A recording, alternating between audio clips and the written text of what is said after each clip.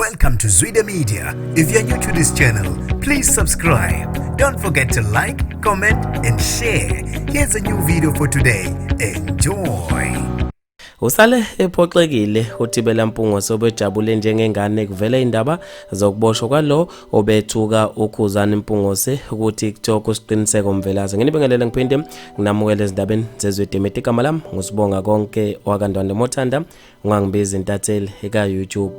Kuvele kwakhexa ihlathi uThibela Mpungose emva kokuvela kwezindaba zokudedelwa kukasiqiniseko Mvelazi obekuvele indaba zokuthi usekhalelwe ngamasongo kaSigonyela namhlanje ntambama.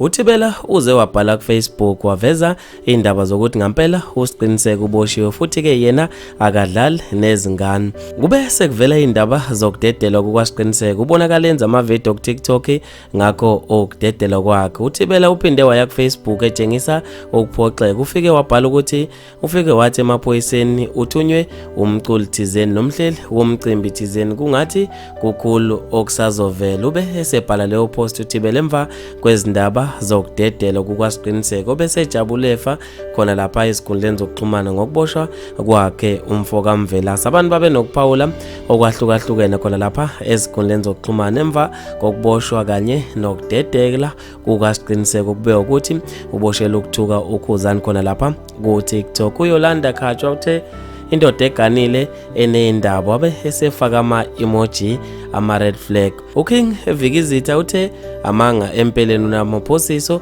ushadile bhuti uNtibane hayi zihloniphe ubone kuze uzoba isibonelo esihle. uKhangelani Mboma uthe amaphoyisa wanazo isikhathi sokudlala. uSebagabo Sophi Morakeng uthe kuyacaca ukuthi kwaMpungose yodwa insizwa engazwani nokukhuluma uhlambadle kuphela ongazwani nokubewuza. uNathi Zikhala uthe strong defender Ntibane wasethi #amanga akho ndoda. uNkosinathi Mkhize uthe ubhontshisi lo osikhiphisa izindaba. umxolisi Mqomo Sibi uthe wena uhlula ukuromance umngakho busy uhefuzana nezindaba njengomfazi. hey abanomzane beyinsuku zokugcina bafethu maningi kakhulu ama comment ngizofisa nami ukuzwa ukuphala kwakho khona lapha kwi comment section ngalolu daba lokuboshwa kukasiqiniseko waphinde adedelwe.